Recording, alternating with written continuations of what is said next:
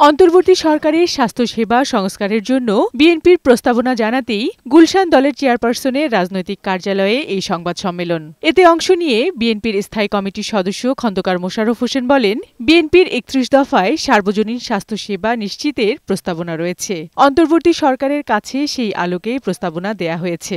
এই প্রস্তাবনাগুলো আসলে অন্তর্বর্তীকালীন সরকারের কাছে আমরা সেইভাবে উত্থাপন করছি, কিন্তু আমরা আশা করি না যে তারা এই প্রস্তাবগুলো বাস্তবায়ন করার সক্ষমতা রাখে বা সেই সময় পর্যন্ত থাকবে। কারণ এর পরের প্রস্তাবগুলো হচ্ছে 1 থেকে 5 বছর, তারপরে 10 বছর পর্যন্ত। এই পর্যন্ত একটি অন্তর্বর্তীকালীন সরকার তো থাকতে পারে না। বিগত সরকার পার্শ্ববর্তী দেশ এবং দলের কিছু ব্যক্তিকে সুবিধা দিতেই দেশের স্বাস্থ্য ব্যবস্থাকে ধ্বংস করে দিয়েছে বলেও অভিযোগ করেন খন্দকার মোশাররফ হোসেন। প্রশাসনিক দুর্বৃত্তায়নের মাধ্যমে রাষ্ট্রের আর্থিক ক্ষতি সাধনের সাথে স্বাস্থ্য ব্যবস্থাকে দলীয়করণের আবরণে আচ্ছাদিত করা হয়েছে। অবিচার অন্যায়ের প্রাবল্যে স্বাস্থ্য খাতের জনবলের পেশাগত দক্ষতার চরম ক্ষতি সাধিত হয়েছে।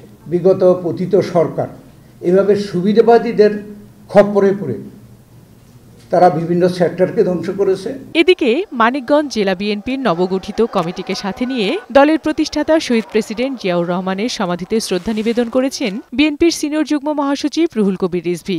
এ সময় তিনি বলেন, সংস্কারের নামে কোনো ধোঁয়াশা সৃষ্টি করা যাবে না, তাতে জনমনে আতঙ্ক সৃষ্টি হবে। দ্রুততর সময়ের মধ্যে অবাধ সুষ্ঠু নির্বাচন নিশ্চিত করতে হবে। তা না দিলে পরে জনগণের মধ্যে তো আতঙ্ক তৈরি হবে যে শেখ হাসিনার আবার কোনো প্রেতাত্মার জন্ম নেয় কিনা, এই নিয়ে তো একটা সংশয় দেখা দেবে। দেশে কে সরকার গঠন করবে তা জনগণই নির্ধারণ করবে বলেও জানান রুহুল কবির রিজভী। বিউটি সমাদ্দার, বৈশাখী সংবাদ, ঢাকা।